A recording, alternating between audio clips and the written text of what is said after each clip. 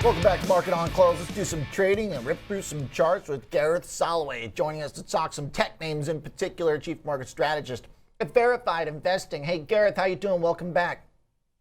Hey, great to see you. Great to be back. Appreciate that. All right, so let's start with the big tech trade. Mag 7, of course, has been leading the market, but there's one big laggard, and that's Tesla. Is it time to take shots again? So Tesla, this is a good one right here. So Tesla is hovering right on or below a key support level at 210. If it recaptures 210, then I think it's got some upside. If it doesn't, watch out below. It could be headed to below $200. So right now, I'm staying on the sidelines unless it recaptures 210 on a daily closing basis. Okay, Tesla's one that you've been stabbing at for a while. What has been your approach? Because it has been a laggard in an up market. So do you take profits on small moves? You waiting for a bigger pullback or what?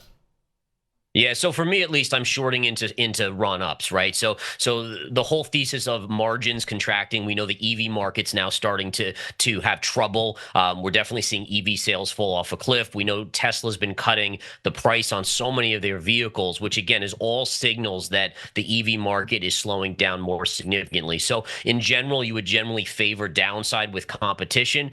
So for me, it's shorting into resistance and then waiting for a bigger pullback. I want flush out, something where they flush maybe Tesla down to 100 again before I start to really accumulate on the long side.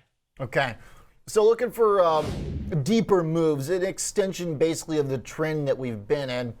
Do you look at that opportunity anywhere else, or is this uniquely weak among its peers in the mega cap world?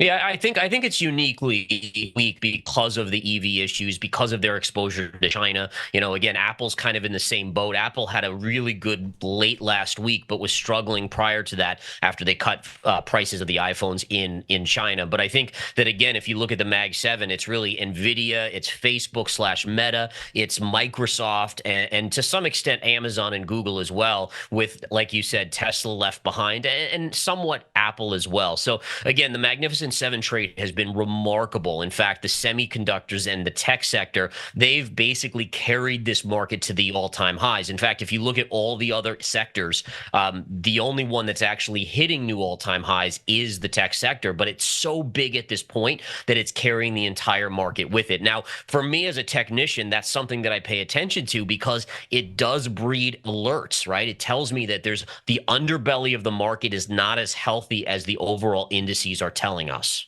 Okay. So you've got some signs of weakness, but not like broad market to go start shorting SPY or Qs or anything like that? Well, I think you can nibble at this point, right? I mean, you look at the SMH. The SMH is getting towards a max move around 194.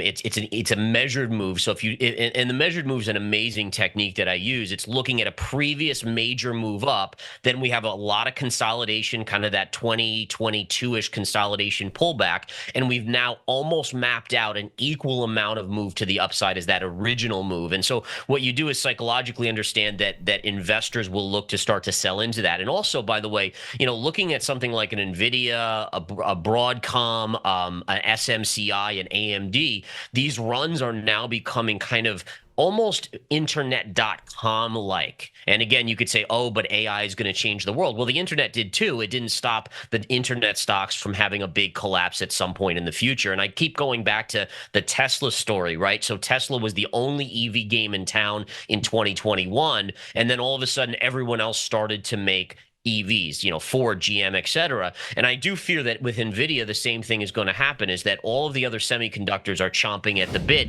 to create these chips, and that will ultimately crush margins 6 to 12 months out. You still get another 6 months of good times, but the market, I fear, is forward-looking, and that may actually start to put pressure on NVIDIA over the next 3 months. Okay.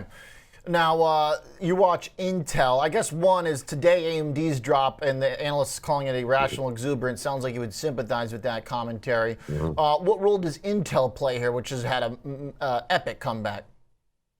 It really has. I mean, I'm just looking at the chart here, and again, it's up from basically, November of 2022 from $24 to 48. So it's done a whole 100% move.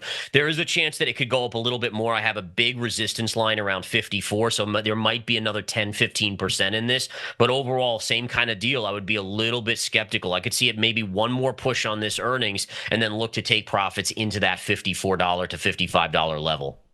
Got it. Okay, so a little higher here before you start stabbing at Intel.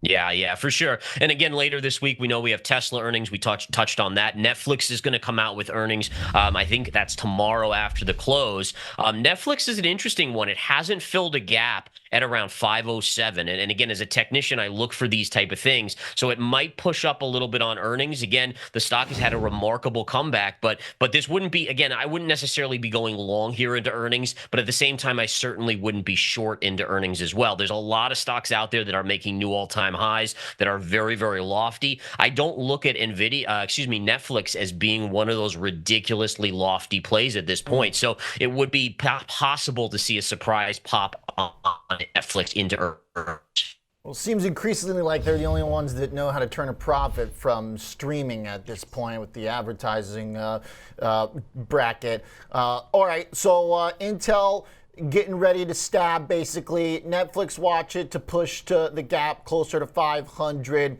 A little bit more discreet bearishness in Tesla. What about the coin? We just slipped through 40K. You know, I always like to close with the BTC thought. What do you think?